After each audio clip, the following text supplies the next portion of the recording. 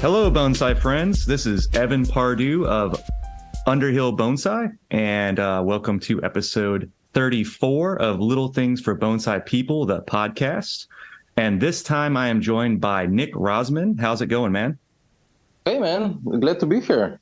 Yeah. Thanks for coming on the show. We're going to talk to Nik a good bit about some stuff going on in his part of the world. Nik is over in Slovenia, and we're just going to chat bonsai. We're going to talk about species in his range, about his experiences in bonsai. From my understanding, are you still the club president of your area? Yeah. Okay. So, let me start off by saying thank you for pronouncing the name of my country correctly. Oh, yeah. Because, we get that a lot, for being such a small country and obviously not being known as well in the world. Yeah. Perhaps with some people, but yeah. Well, it's also a gold star for me because if you go back and listen to some of our episodes from before, I pronounce a lot of words incorrectly. I mean, my editor has a really good time going back. So when it comes to nomenclature for trees and it comes to people who just have a name that's just a little bit more challenging, like I just stumble through it. So, but You're doing good. Yeah. Always. Okay, no, but yeah. Anyway, I'm still the president of our local bonsai club. I've been that for, I don't know, about 5-6 years now. Mm-hmm. But mainly I've got my own stuff going on. I've got my own bonsai studio. I've been doing bonsai professionally now also for a number of years. So my studio's name is Nik Art Bonsai Studio. You can also look it up on Google. You'll find my website, or just look for me on Facebook, Instagram, and so on. Oh, yeah. And we'll plug some more of that in there so the listeners can go and check that out. But yeah, the website's pretty straightforward. Nik spelled Nik, Rozman, and then .com. Same name, different spelling, but you just pronounce it Nik. That's it. Yep. But before we get too far into that, I do mention our podcast is sponsored by our amazing patrons over on patreon.com. We call our patrons Bonsai Best Buds. We currently have a good little list going here. We have starting off with Tori Solis, Warehouse Rat, Boyd Snellgrove, Ricky Ruins, Joshua Bentley, Snappy Chappers, Ryan Giordano. That's one of the words I struggle with, coincidentally. Joel Jenkins, Justin Knight, Backyard Bonsai Australia, The Ladies at the Flower Market, Taylor Peacock, Chase Pertweet, Vicky Auth, and also we got two new members. One Bonsai Best Bud, Austin Atkins. He's been to a couple of my workshops. Really nice guy. Thank you for becoming a Bonsai Best Bud. And then I've got a $1 tier member. We always thank them right off the bat. Jason B., thank you for supporting the show. It's awesome. All the support goes a long way. And I do need to mention our editor really quick. I failed to mention him a few times on the previous episodes, but Matt O'Donnell, which I was having a hard time with his last name, apparently. God, I need to stop bringing that up. Now you're going to think this is the whole show. It's just to give my confidence in pronouncing words. But no, MattO'Donnell.com. Go over to his website, check out his portfolio, go over and just fill out his contact list, and you can get him to edit your podcast or any other projects. He's also a musician. So if you have music, he does music production as well. He's a bass player based out of Nashville. And you can go over to his Instagram under the same name and check out his portfolio and stuff that he's been doing. So Nik, let's talk about you, man. How's it going over there? What is the weather like? We always talk about the weather. Yeah, I mean, we're getting some sunshine lately. It's getting warm here. So, yeah, I mean, I'm not gonna go into the American units, but we're getting the 30 degrees Celsius. Slowly. So yeah, I've got no idea what it is in Fahrenheit. Sorry about that, but yeah, it's summer here. So I've started watering 2 times a day. So that's taking up a lot of time. Trees are slowing down a little bit, so it's more or less just watering and some maintenance work currently. That's about it. And your range in Slovenia is pretty. You guys are pretty close to the. Sorry? No, I was going to say y'all are close to the equator enough that it would be similar Not really. Okay. I'd say our climate is quite temperate. I mean, we get some snow in the winter, some freezing temperature. temperatures, nothing too brutal, and we get some warm to hot summers. So I mean, kind of regular stuff. Like I don't know what to compare it with, but It'd be like nothing too Portland, crazy. Oregon here. Uh, could be, although I maybe say Portland could be even a bit colder than here. Oh, okay. So Just you'll a have a tiny pretty nice little bit, but balance it's then. it's quite similar. It's quite similar, I'd say. Yeah, yeah. Yeah. So it's excellent range. It sounds like for conifers, deciduous, and even. Do you guys have a list of tropical type? No, No, no. y'all don't deal with them too much. Uh, you mean like native trees? We don't have tropical trees here. No way. And not Still too even close for that. imports like Malaysia or Indonesia. You can get some of those generic bonsai from the supermarket stuff, Okay. imported. So Yeah, I that's mean, pretty universal. you can, yeah, oh yeah, you can get those here, but I mean, it's quite impossible to grow them here, Okay. mainly because of the winter. No, we have like the temperate species here. We do have some Mediterranean species growing here natively on the coastline, but still, at my place, they need winter protection at least. Okay. So it gets too cold for those here. Speaking like olives or myrtle or stuff like that. And so even like greenhouses, y'all would have to really invest a lot of time and money into getting a greenhouse. That would even be too challenging for some tropical temperate species like that. I never tried tropical trees actually because I just don't think it would make any sense. I mean, they would. I would make them survive and grow and stuff like that, but they would never thrive. Okay. Because I just couldn't. I don't know. Yeah, like you said, maybe if I invested a ton load of money into a great greenhouse, but for me, it just doesn't make any sense. I mean, I do have a greenhouse for my Mediterranean species. Like I've got a few olives, some pork bark oaks, and stuff like that. But there's just a few trees. Okay. Also, it's mainly unheated during the winter, but for those species, it's enough. So y'all are, I mean, you're basically just saying stuff that works for you. You don't want to have to try too much just because the variety of species is just good enough on its own to have to worry about greenhouses Yeah, and cold frames as much. yeah, So, yeah. I mean, my way of thinking is actually use what grows best in your climate. So mhm. that pretty much means native species or species that come from a similar climate. Yeah. I mean, sure, you can go ahead and try different varieties, but if you don't have the right conditions to grow them, it just doesn't really make sense, or it would need too much effort to make it work. So yeah, best to just stick with your own material you have at home or locally, and grow those. I mean, yeah, And I guess it sucks if you don't have any great material for bonsai growing locally, but yeah, just try to do your best. I mean, you just need to get the right conditions for your trees. yeah, and I'm glad to hear you say that because that's something that we do preach a good bit on this podcast on this show, and whenever I go and I teach in my local areas, is about natives. I mean, I'm a pretty hardcore native type person myself in bonsai, and but we are fortunate enough in my range in southeast Louisiana, which we're much more tropical, so those generic type bonsai species, see like all the ficuses and stuff. There's actually some really outstanding ficus varieties that me and one of my other co-hosts that he's traveling. He would be a great addition to the tropical conversation as he always is. But he's from South Florida and it's a whole different world.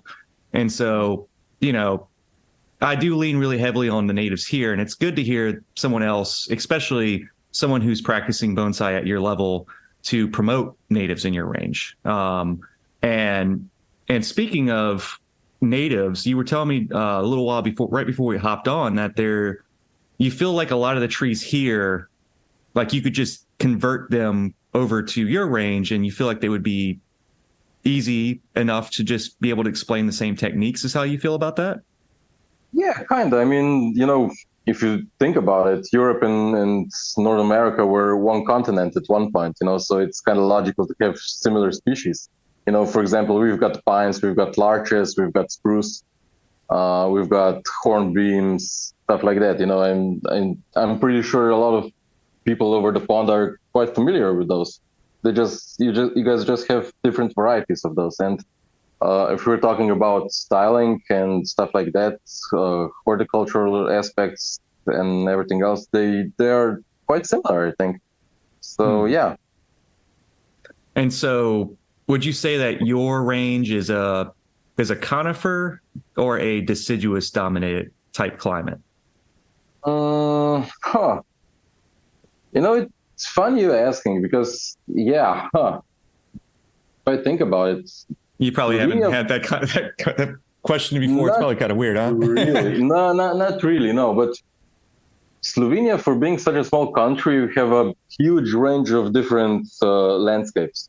So we also get a huge different variety of different species, because we have the seaside, we have the mountains, we have the lowlands. So yeah, we get usually more conifers in the mountains and more deciduous in the lowlands. So, but it's pretty much mixed up, I couldn't really say which are more dominant, So yeah, there's a mix of both of them. And if you don't mind me asking, which part of Slovenia are you located in? I live pretty close to Ljubljana, which is the capital, and it's located pretty much in the center of the country, just a little bit northwest from it. So I live relatively close to the mountains, but still in the lowlands. So we don't really have any bigger impact climate-wise from the mountains. So yeah. Cool. And so as far as y'all's bonsai clubs, would y'all say that the bonsai club scene is pretty strong out there? Y'all have a lot of community support? Well, in my country, there's just the one bonsai club, the one I'm president. Yeah, because whoa. Yeah, well, that's just how it is, Mm-hmm. If you think about it, Slovenia only has like 2 million, just about over 2 million inhabitants. So yeah, that's all it takes. Well, regarding the club scene, I mean, it's not really booming, so to say. I don't know exactly why. But lately or in the past few years, people just, I don't know, they're maybe not willing or can't afford to invest too much time or money into bonsai. So a lot of the people here are just, I don't know, forming smaller groups between themselves and just working by themselves on their trees, and they're fine with it.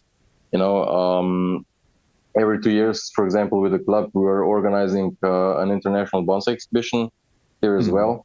And usually in those years, there's a lot more activity going on. But yeah, another downside for me being the president is since I'm doing my own stuff with my own bonsai studio, time is limited. Usually all the bonsai events are on weekends, so there's just so many there are in 1 year, and yeah, I try to organize at least 2 workshops per year with the club and the exhibition every 2 years.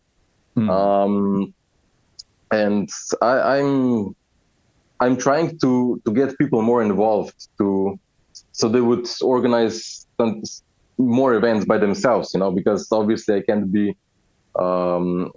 attend all of them. I also don't have the time to organize everything by myself. But yeah, sadly, so far, without a push, nobody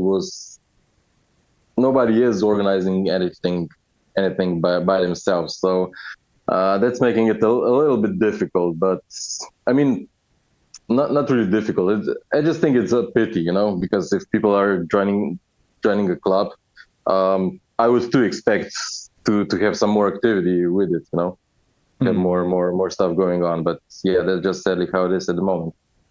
Yeah, and it is to be noted as well that you listed on your your portfolio that you were 1991. You're my age. You're my peer. So we're young guys in this, and hearing that you're the president of your own club in your country. What's the demographic like? Do you see a lot of young people in your country getting into bonsai, or how's it kind of look there? Well, saying young people in bonsai, that's kind of a relative term, I don't think, because I don't know. I mean, yeah, I or us both. I mean, we're probably still among the younger ones in the bonsai scene. I mean, since I remember, I was the youngest one anywhere, wherever I attended an exhibition, an event, for a long, long time. In the past few years, I do see some younger ones here and there, but I mean, yeah, usually there are not that many young people in bonsai. Usually, at least in Europe, I think most of the bonsai people are older people. And in some countries, they kind of struggle with that because all their club members or whatever, they're just older people, and not a lot of young folks is doing this hobby. But luckily, I'd say in Slovenia, we have quite a good number of younger people doing it as well. So I guess I could say we're kind of lucky with that. Yeah, I do see. I mean, this is something that I talk with some of my younger friends that get into bonsai every once in a while.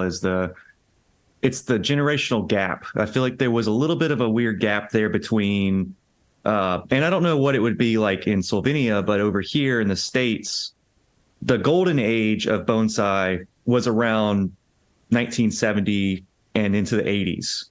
And that was because we had John Naka, Ben Oki, and Roy Takanashi running around giving workshops and classes for the first time. We had this little bit of a boom in interest there. And so we kind of did really well there for a little while, and a lot of bonsai clubs actually formed around that time, which is really great. And then it kind of petered off for a second, and now we got the internet. I feel like is the revival of the renewed interest in bonsai again. But yeah, I think that might be one of the issues, but I don't know. I think it's still too early to tell, because now the mixture of young and older people getting to bonsai is unique here. And so, do you know a lot of back history on your club, or did you found your club? How did that come to be? Oh, well, our club was founded in 2003, so it's a relatively young club compared to other European clubs, or I don't know, in the States even. So yeah, I mean, obviously there was bonsai before that, but they didn't form a club. But yeah, I mean, the bonsai scene here in Europe, it's also started like in the late 70s, say early 80s, maybe, I think. And yeah, I mean, it's doing kind of good, I think. I didn't really notice any less interest or like a gap, like you mentioned here, as far as I know. But yeah, I mean, pretty much all the let's say the older guys who started bonsai, like the bigger names, they're still doing it. But there are more and more younger guys coming up to the scene, So I think bonsai is getting more and more popular here. Also, yeah, like you mentioned, the internet is doing its thing, So yeah. Although at this point, I'd like to mention that, yeah, now, for example, in the internet, you have tons and tons of information, but people should keep in mind that pretty much half of it is incorrect. So, it's still, yeah, that's one of the downsides of the internet, right? Yeah. So still, I don't know, for whomever who wants to get into bonsai, I mean, they should find a professional who can guide them from face to face, So, or just at least explain a bit more in detail about the information they found on the internet, for example, because a lot of it is correct, but only under certain circumstances. Circumstances with it, yeah. There you go. Yeah, that's what I meant. No, it's okay. So yeah, yeah. I could say there's a small downside to the internet as well. But yeah, no, I mean, otherwise the bonsai scene here is doing kind of well, I think. Mhm. And we'll get into in just a moment where how you got into bonsai and how you developed your skills and all that stuff. But I did want to mention before we get too far about the generational gap thing here for us was that I'm kind of under the impression that people traveling to Japan to get formal educations was kind of an issue for a long time. And it was not until recently that, and you know these names, they're pretty big guys. I mean, Bjorn Holm, Ryan Neal, Yeah, uh, they went over and came back, and within that time period of them coming back, have we seen this boom in America of bonsai really coming up? yeah. So I think that may have something else to do with it. But I mean, this might be an opinion. I don't want to say, and I don't want to say at all. I don't want anybody in the States to get offended and say that we haven't been practicing bonsai at a high level. But I did notice a jump at that time, the early 2000s. That's a good point to kind of look at too. But for you guys, Yeah. do y'all have a lot of people interested in your range? Have you been to Japan? It's kind of not Unfortunately, trained, but no. no. No, unfortunately, no. I've not been to Japan yet. It's definitely on the list, but yeah, didn't have the chance so far. And do y'all have But any traveling professionals? Anyone that you know of that's trained? Just really quick note to see. yeah, there are a few of them. Some of them went for a longer apprenticeship. I don't know. One of the first guys, or maybe, not too sure about that. Yeah, I guess one of the first guys were Marco Invernizzi or Salvatore Liporacci from Italy.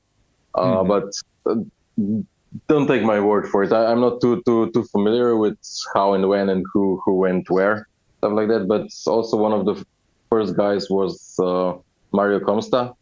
Hmm. He, I think, is also one of the more famous guys here in Europe who does bonsai really, really well.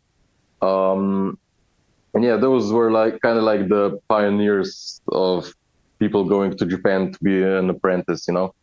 Yep. Um, and I don't know, lately or in the last few years, I don't know. I mean, I couldn't say I noticed like a boom to go to Japan, you know, for studying and stuff like that. Sure, I mean, people are going over there either for a longer period, but I think mostly for a shorter period, like a couple of months.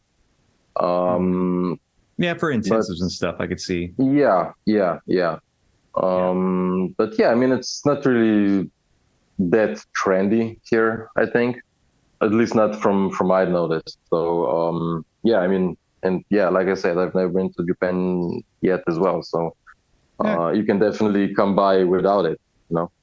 Yeah, and I've seen. I mean, I'm over here doing bonsai in the States. Never been to Japan, unfortunately, either. Our co-host Carmen's been, and she went there just to select some imports one time for stuff. But she's working with Michael Hagedorn over here, and I've done some of his intensives. And there's enough education within the states that I've seen where you could easily learn bonsai without having to make that trip. And Yeah. from the sounds of it, where you're at, it should be fairly easy to find a bonsai professional in your range. And you also instruct as well, so there's a chance to learn with you, right? There you go. Exactly. Yeah. Exactly. So So yeah, I mean, even from years back, for example, even from that time, I know of a few great bonsai artists who've never been to Japan and are doing bonsai phenomenally, you know. So yeah, mhm. it's not an obligation you have to go through, you know, to Yep. do bonsai well. So yeah, there you go. Yeah. Yeah. And it's it's also for the listeners to know too that like you don't have to pursue higher levels of education to be great at bonsai. Some people are more gifted in the aesthetics and the horticulture practices of bonsai. So, but it comes with the practice and the time.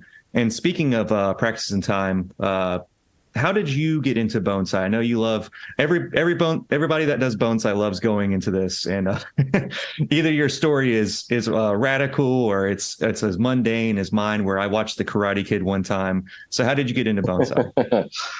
Short answer, no idea. Oh, see, So there you go. yeah, no idea. There you go. Yeah. No, but actually, what happened was, as far as I remember, I was 10 years old.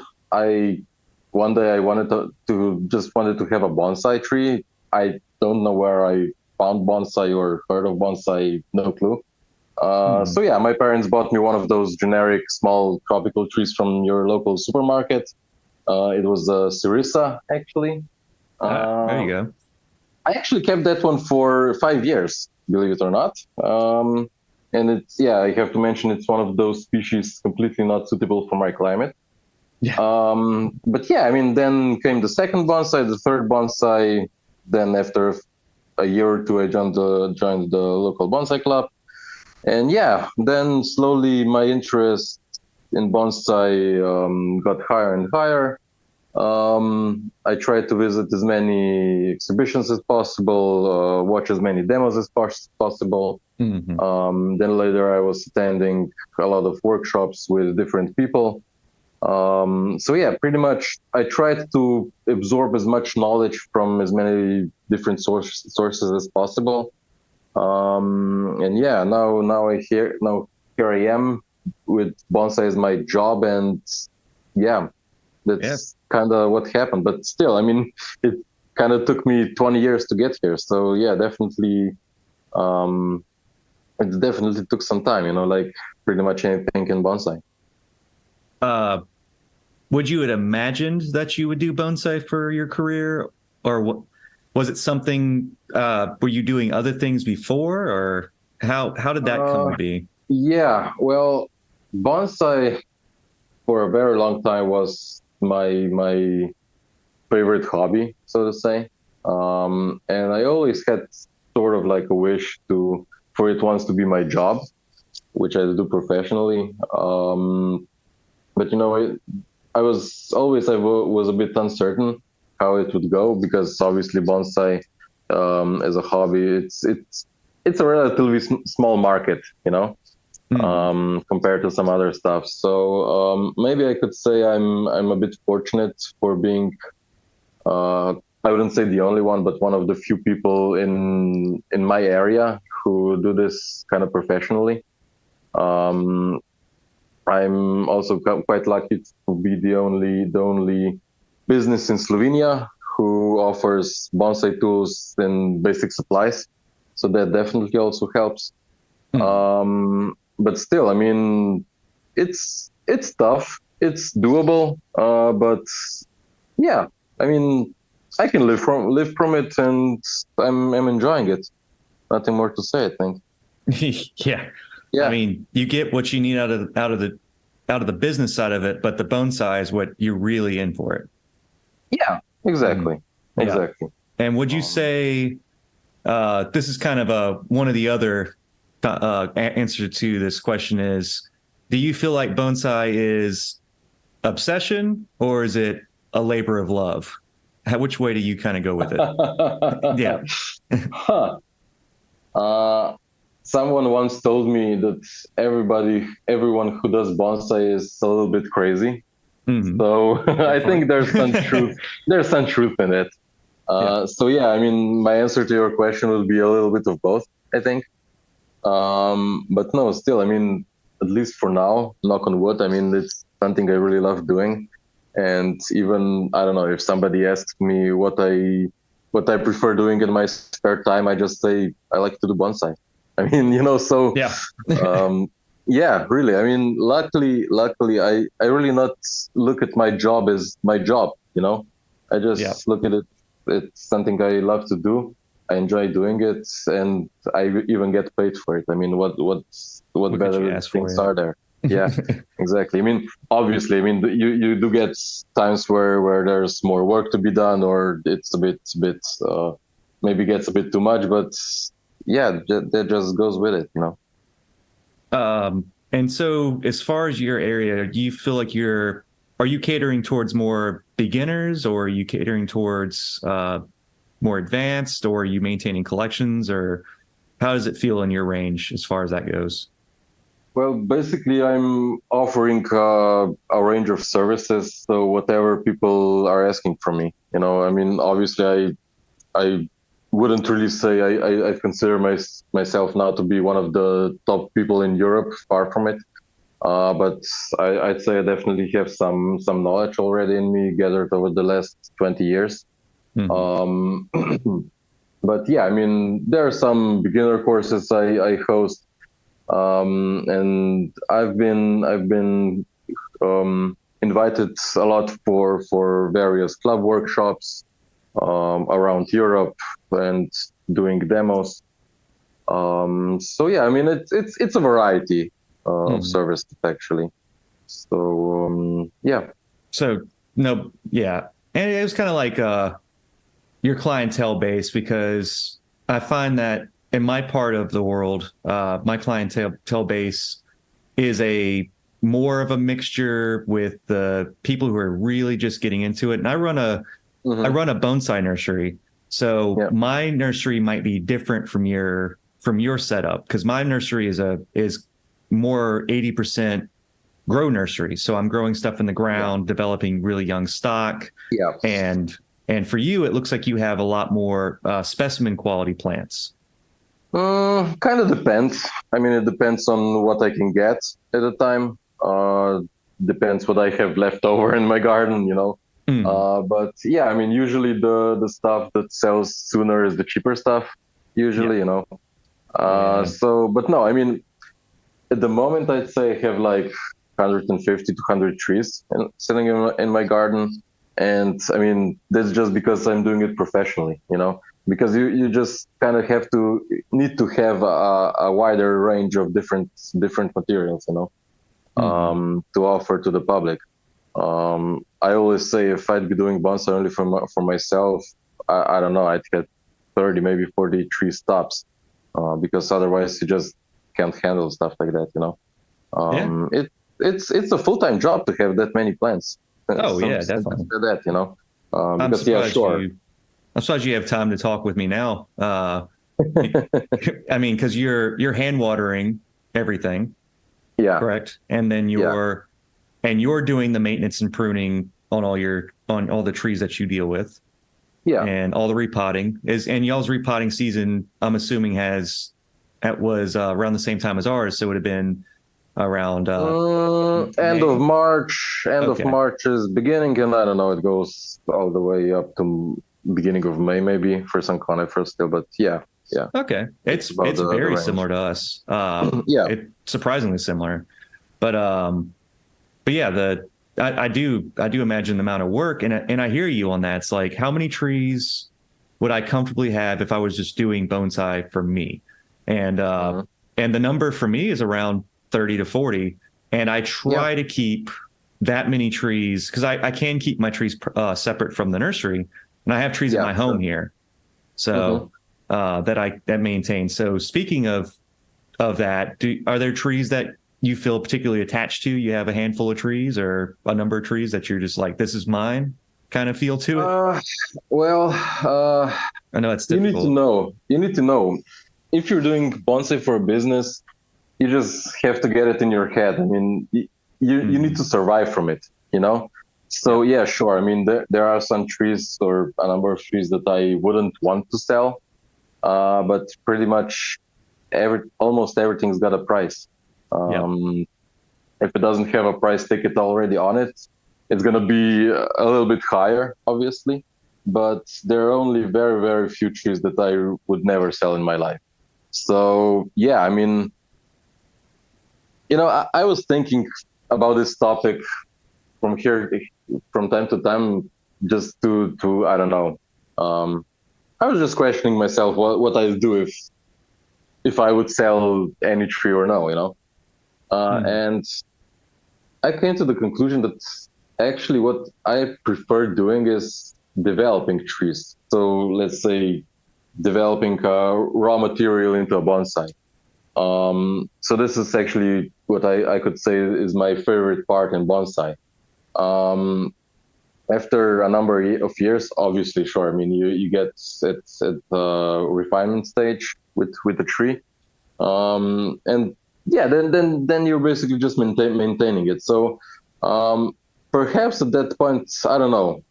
I even wouldn't mind selling a tree, but I don't know. For me, the I don't know, not really the more important part, but the part I enjoy the most is bringing a tree from the beginning to exhibition stage, and maybe also if I get the chance to exhibit it. But yeah, no, there's just something one maybe even needs to do if you want to do it professionally. You know, you just sometimes have to sell a tree you don't really want to, but yeah, that's just how it goes. Yeah, I could see that. I've pulled the trigger on a few trees in the past where I was just like, there will be another tree, Exactly. Exactly. there could be a better one, and your skills will hone in as time goes on. So Yeah. Yeah. one of the things that Mike's really enlightened me about in the past was that this is what you're seeing now is what you learned in bonsai mostly is what you learned about 5 years ago. Yeah. So what's sitting in your garden currently is what you knew as bonsai 5 years ago, and now you're still trying to catch it up to what you're currently applying to it now, as you progress. And styles and even your own style and taste in bonsai will change. And then from how we're talking about it too, is that what is also the cultural influence, like what sells in your range and how do you need to make those adjustments as well. So yeah, it's a little bit more of a abstract thought. Maybe for some of the beginner listeners out there, we might say, I'm learning things from the past that I'm applying to the future now, but it is what bonsai is. It is Sure. past mistakes that we may have made on a tree, So, but yeah, it is unfortunate that we do have to part ways with trees to make a living at it. And, but also you have your professional services as well, which is a service, and that could also provide as well on that end, right? Exactly. Yeah. So, but yeah, so you have a good bit of awards that you've won, or is that's something like you won at the trophy? As a trophy, I got one award from there. Unfortunately, not one from the organizers. I don't have one of those yet. I was giving one award from Bonsai Museum from Düsseldorf in Germany, who they give like a nomination for the best native species at an exhibition. So they're doing it in a number of places. So yeah, that's what. And what species was that tree? I got it from for a nice Literati Mugo pine. Okay. That I have. Otherwise, one of my more notable awards is Best in Show at Bonsai Sun exhibition in Cellier, France. That was one of the bigger exhibitions that took place in Europe. Sadly, it's not taking place anymore. But yeah, I mean that one is, I think, my most important prize I got so far. And then maybe if you're familiar with the Crespi Cup in Italy, it's also taking, I think, biannually taking place. Yeah. I'll also have a nomination from there and an IBC award from there. And then a number of other awards as well from, I don't know, various either smaller shows or European Bonsai Association exhibition or stuff like that. Yeah. Mm-hmm. And would you say the majority of the trees that you are winning these awards with, you're doing mostly the native stuff that you have there? Pretty much, yeah.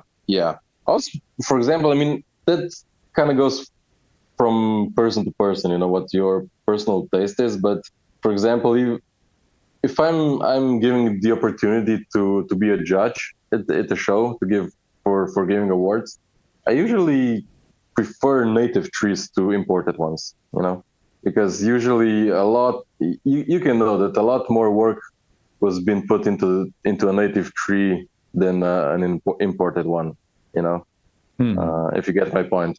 Yeah, yeah. So, because otherwise you just have people, I don't know, people who can afford a nice, expensive juniper from, let's say, Kimura's garden from Japan, just Yeah. buy it straight off, put it in an exhibition, win first place. I mean, that's sorry for saying it, but that's bullshit. Yeah. No, it's fine. It yeah. is. Yeah. It's a little bit of a chest fall whenever like I've seen in the national show here, we have our show's called just the US National Bonsai Exhibition. Yeah. And and you've been to that show? No, unfortunately not yet. Okay. I've only been one time to the US, so maybe sometime, hopefully. Yeah, in the future. Huh? Yeah, I've seen imported trees in that show, and it's fun, but I mean, to what level would that tree be at if it was, if it's a native tree, like you were saying? That's a great point to make, is that if it's a native tree and it was collected or developed in your range, then you have to have, that's notable there, because you have to have appreciation for that species. Sure. And also know what time frame was that tree developed, because a lot of the imports from Japan, I mean, those trees, they have the formula and the time and the specialized bonsai nurseries more than we would have. And I don't know how it is for you guys, but it does sound like it's similar in the same, in the same vein, that y'all would have to field grow and also Yamadori collection as well to get a lot of y'all's materials. Yeah. So it is a little bit of a letdown to see that, but I mean, if you can afford those nice trees, do it. But sure, get. I'm not against that. Definitely not. But it's just kind of a letdown. To just see a tree like that win sometimes. Mm-hmm. Obviously, I mean, I'm not saying it's not a great tree, or something or stuff like that. It just kind of feels not fair. Yeah. To the other people who are taking years and years of their time developing a tree and then just have some foreigner win. Yeah. But yeah, I mean, it's kind of a gray area in bonsai. I mean, you can't forbid it, and you can be totally fine with it. But that's just how it is, I guess. Yeah, and it's something that's not talked about a whole lot, and it's a really sensitive subject too. But I mean, importing is. And that's something we can kind of talk lightly on for a moment. It's fairly difficult here in the States because of all the things we have to go through with what is it? What would you call it? Crap. The quarantine. Well, yeah, we have the quarantine issues, yeah. And then also shipping, where we have to get a lot of our trees bare rooted, and if you wanted to bare root a pine or a juniper, you know how that goes. Yeah. And it's just it's not pretty, So with you guys, would you say, and I mean, I've only heard stories and little conversations about importing in Europe in your range. So is it easier? Would you say it's easier or harder from your standpoint? I've got no idea. I'm not doing it myself. Okay. So I don't know any details. But a lot of people here in Europe are doing it. So I'd say it's definitely less complicated than in the States. Mm-hmm. But yeah, I don't really know the details. Okay. Do you enjoy collecting? Is that something you get into? I do, or maybe I'd say I did. I don't really do it as much anymore, if even. Actually, this year and the past year, there wasn't a single tree I collected, unfortunately, simply due to the lack of time. And the thing is, if you're doing bonsai professionally, or let's say, if you're in the business to sell trees, if you collect Yamadori, you have to wait with that tree for at least 2 years before you can sell it, right? Yeah. So in the meantime, it's kind of dead capital, taking up Mm, space and stuff like that. So what I prefer doing is actually buying off trees from, I don't know, other people, other friends that I know who've been into bonsai for a number of years, who simply have too many trees for them to handle. yeah. Um, and yeah, those are basically my sources to get material. And yeah, I mean, obviously, maybe there's not as much profit as there would be with me collecting, but still, I mean, it's actually a much safer way because all the trees are already well established, ready to go to a new owner. Mhm. And yeah, I mean, that's pretty much how I've been doing it for the last few years. Yeah. Over here in the States, we're on the train right now of, or everyone's jumping on the wagon, I guess you can say, of going out into the Rockies or the Appalachians or the Yeah, Smokies or whatever you want to say, and pulling out those trees out of those ranges. And the Yamadori game over here is pretty strong because I mean it did take some time, like you said. You got to go pull the tree. It's not as safe for the tree because the tree could suffer. It could be a dud and you could waste, yeah, invaluable material that you didn't create. yeah. But uh, but yeah, we're starting to finally see a turnaround in collected materials. But it's interesting to hear that you have enough stock over there from people who used to do bonsai or have too many bonsai, um, that you would have enough there that you could get them and work with them and make them better and bring them to that expedition level, like you've said, and then basically flip them for that. Sure. But yeah, that's interesting to know that there's enough people like that, and it makes me a little jealous to to know that there's enough people out there, because I don't know if you guys have anything going on with I mean I'm in Louisiana and hurricanes. Like we're approaching hurricane season now. Mhm. And hurricanes could wipe out an entire bonsai collection overnight. I can Um, imagine. yeah. So it's just, I guess it also just comes down to the way that the actual culture and climate and just everything that happens with where you're at as well. But Yeah, I mean, we definitely don't have tornadoes or stuff like that, yeah, or hurricanes. mm, So that's kind of lucky, I think. But no, I mean, we obviously do have some of those summer storms or hailstorms occasionally. So I don't know, having hail protection over your bonsai is very advisable. mm, But luckily, talking about bad weather, we are quite fortunate regarding that topic. Yeah. yeah, yeah, no, it's that we do have parts of the United States where it's similar. It sounds very similar. I'm thinking it's more in line because we said Portland earlier, so I'm probably going to aim for more like Colorado. Are you Okay. familiar with how that area is? Not really, Not really. You haven't but heard of how it is.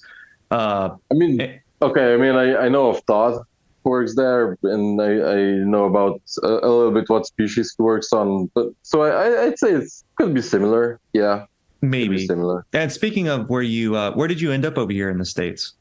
I went to California just a bit, almost 2 years ago. Okay. I was invited by the Californian Bonsai Society to do a number of workshops. And I actually on that trip I was fortunate enough also to visit Ryan Neal's place. Okay. So yeah, California, Portland. So yeah, So yeah, that's the relevance that you have for it then. Uh, yeah, pretty much. and what do you think about the bonsai scene there? Because I mean that, in my opinion, and what I've seen, Hmm. California into Oregon, that's the strongest parts of our bonsai world in the States. Could be. I mean, yeah, obviously I'm not as familiar with the other parts, but Mm, from what I'm seeing from the internet, yeah, those parts are quite up there, I think. Also, mm, from when I've been to California, I mean, they've been doing bonsai there for a long time. So, and it shows. It yeah. definitely shows. So, yeah. Uh, and as far as bonsai styles in your range, I think that would think that would have been something interesting kind of get into a little bit is there anything that you feel like is in vogue right now, like as far as what people like about particular species or styles or trees? It's just something and also for my interest a little bit, because we have like a new American wave going on over here right now where it's like rustic pots, Oh yeah, I know what you unconventional mean. I know what you designs. mean. Yeah. Yeah. Huh. I mean, yeah, obviously people are experimenting with stuff like that here as well. Maybe it's not as popular as in the States, but you get to see some crazy stuff here and there. Like for example, at one time at this big exhibition in Italy, there was a beautiful olive tree planted in a car tire. Oh, okay. Yeah, I mean, it is what it is. You like it or you don't. Yeah. I don't know. Yeah, sure. People are trying out new stuff. I mean, but I think it doesn't stick as good as it does in the States. I think the majority of people here, actually me included, prefer the more traditional approach of bonsai. You know, like having a ceramic container and stuff like that. You know, having nice tidy foliage and yeah. And following the basic rules of container selection as well, and styling with different certain species. Like you guys are not doing anything crazy with certain species that have like their own thing going on, kind of like making a reference to like like the Pernif style over in for the Brazilian rain tree, or there's another species that's very straightforward on its design. I had a good example, but it slipped away. Mm-hmm. But would you say there's anything that you can think of that has like its own distinct thing that's going on over there? I wouldn't say so. I mean, from what I'm familiar with now, I don't really know of any stuff like that. But yeah, I mean, sure. If somebody wants to do it, go ahead, do it. Yeah. I don't really mind or care for that matter. So if people are gonna like it, on the other hand, I don't know. Who knows? Maybe not. And so, would you say when you go to judge shows or you're going to view bonsai, either way, you're going to be looking for traditional? And if somebody's going to do something a little bit more kind of off the rails kind of feeling, would the craftsmanship in the execution of it, could that save it for you? Well, obviously, I mean, even if you have a crazy design, I mean, I would still look at how well it's executed. I don't know. I mean, you can look at, for example, ramification either way, you know, or how mature the tree is. On the other hand, I don't know if somebody would, I don't know. Let's take, for example, a spruce or like a pine tree, or you know how the formal most classical pine tree look is, you know. And if somebody would try to make something, I don't know, deciduous shaped out of it, I mean, it was just kind of not feel right, at least in my opinion, you know. So I don't know. I mean, if you want to go and experiment, I mean, you gotta get it right.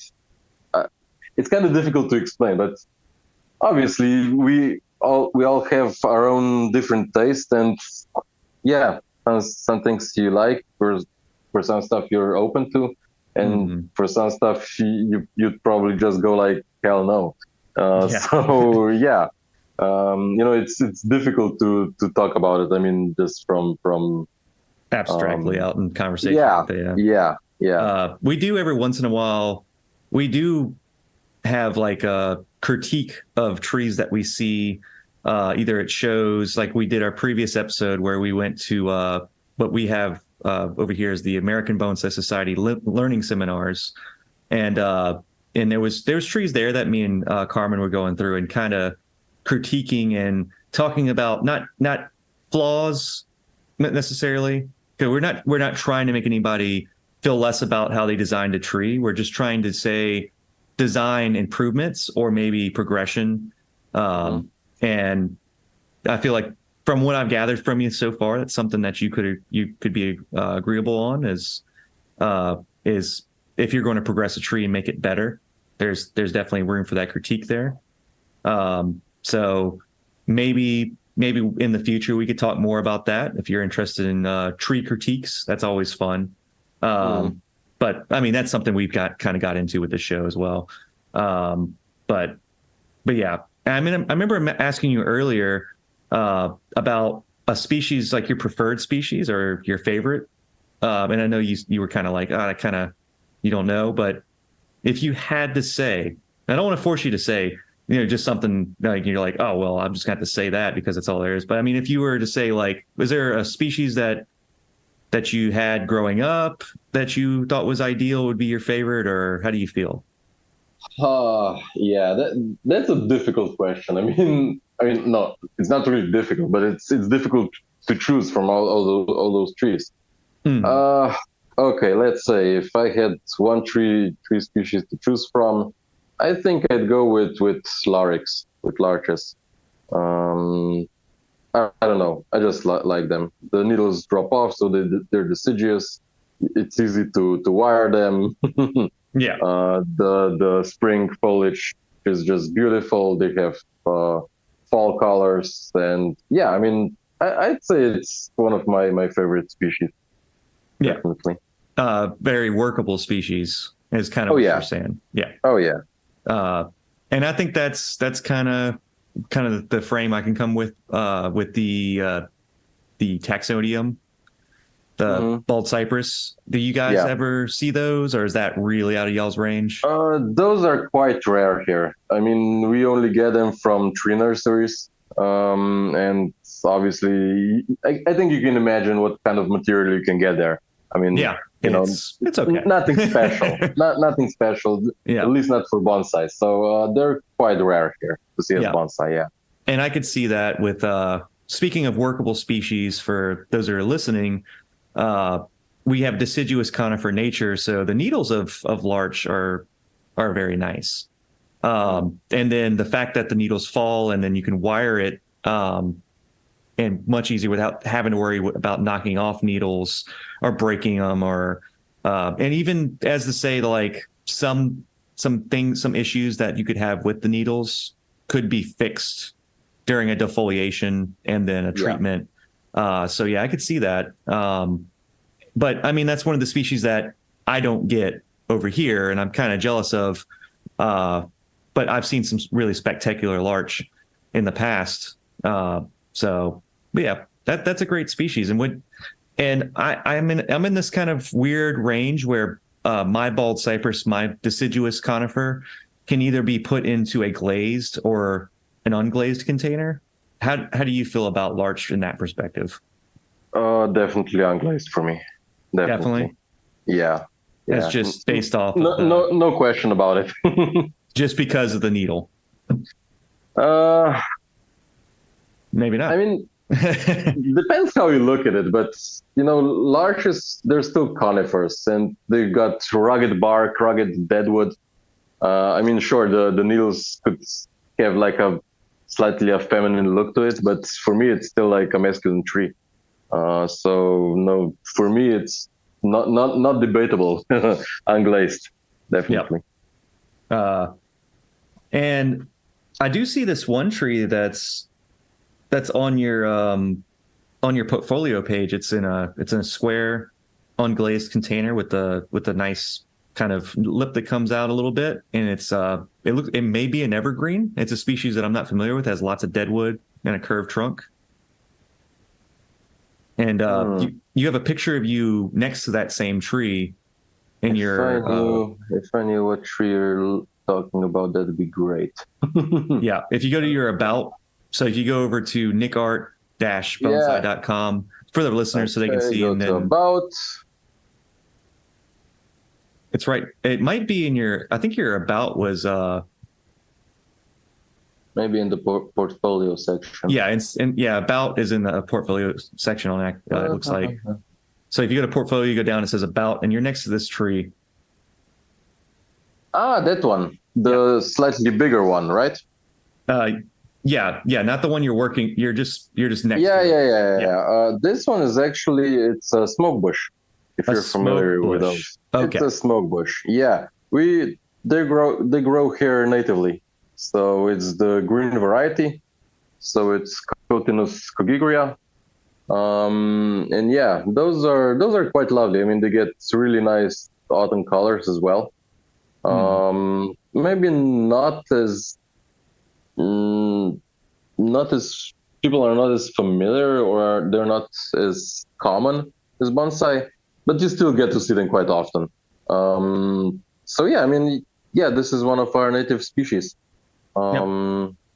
and they're quite nice to work with as well. Yeah, and we were talking about deciduous. So this tree does have deciduous qualities. It is a Yeah, deciduous plant. yeah. And so it's interesting to kind of talk about the larch versus this. And I guess this one's in an unglazed, and I don't know if that's because of pot selection. It's not the final pot yet. Okay. Yeah. But yeah, I mean, for some deciduous trees, it could go either way, in my opinion. You know, it Mm. just kind of depends on the characteristics. You know, if you have old rugged bark or deadwood, it could very well go into an unglazed pot. Yeah. So yeah, And yeah, and I was just saying for the pot selection on it, and for those who are listening that Nick's right for saying right away, like, yeah, this is not the final container for it, but it is at that stage where container selection would be appropriate to kind of consider those factors, you know. And I don't think it looks bad in an unglazed pot because of the quality of the trunk is just rugged enough, but it has um I guess it has more of a stronger, more masculine shape to it instead of as flowy. It's a little bit more. I guess the crown's a little bit more boxed in, kind of feeling a little bit more not as round, but more straight on the sides. Um, well, you know, I think in some cases you could go either way, or it just depends what you're trying to achieve. You know, if you want to show a mhm. tree without leaves or in leaf, if you want to showcase a flowering tree during the period of flowering or stuff like that. You know, so you, in some cases you have to decide on what you want to point to the people. You know, that goes either for color of the pot or even for the size or shape.